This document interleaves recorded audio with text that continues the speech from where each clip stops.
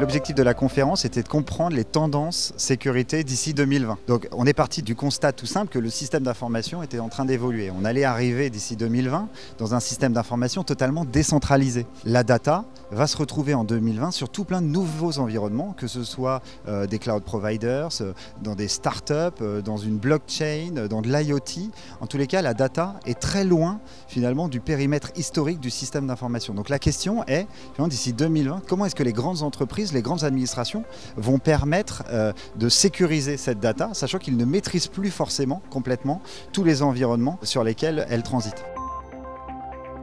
On a développé un nouveau modèle, une métaphore qui est la compagnie aérienne. Elle, c'est ces passagers qui transitent dans des environnements qu'elle ne maîtrise pas, donc les aéroports, tout en étant garant finalement de la sécurité de ces passagers de bout en bout. Vous remplacez les aéroports par le cloud et les data par les passagers, on est dans la même logique. Ça passe finalement par s'assurer d'un premier niveau de confiance au niveau des aéroports, donc pas faire n'importe quoi, pas envoyer ces données, les données de l'entreprise dans n'importe quel environnement, donc s'assurer que le cloud provider typiquement a déjà un premier niveau de sécurité. Ça passe aussi par de la protection rapprochée des passagers et donc des données.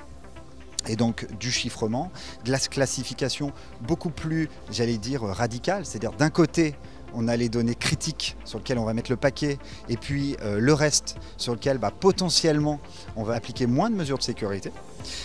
Ça passe aussi par le fait d'avoir des capacités de sécurité beaucoup plus dynamiques, au même titre qu'une compagnie aérienne a une capacité de rerouter ses avions dans le ciel en cas de problème dans leur aéroport de destination. Demain, la sécurité doit être capable de s'adapter au contexte, c'est-à-dire que typiquement, si l'entreprise subit une attaque, il faut qu'il y ait des capacités automatiquement de redéployer des nouvelles mesures de sécurité et de s'adapter à ce contexte. Et enfin, tout un pilier autour de la détection et de la réaction. Les compagnies aériennes ont la capacité de savoir à tout moment où sont leurs passagers. Il faut que la sécurité ait la capacité de savoir où sont à tout moment les datas et est-ce qu'elles subissent un incident. Donc ça passe par de l'interfaçage des mécanismes de détection entre les cloud providers et puis les systèmes d'information internes.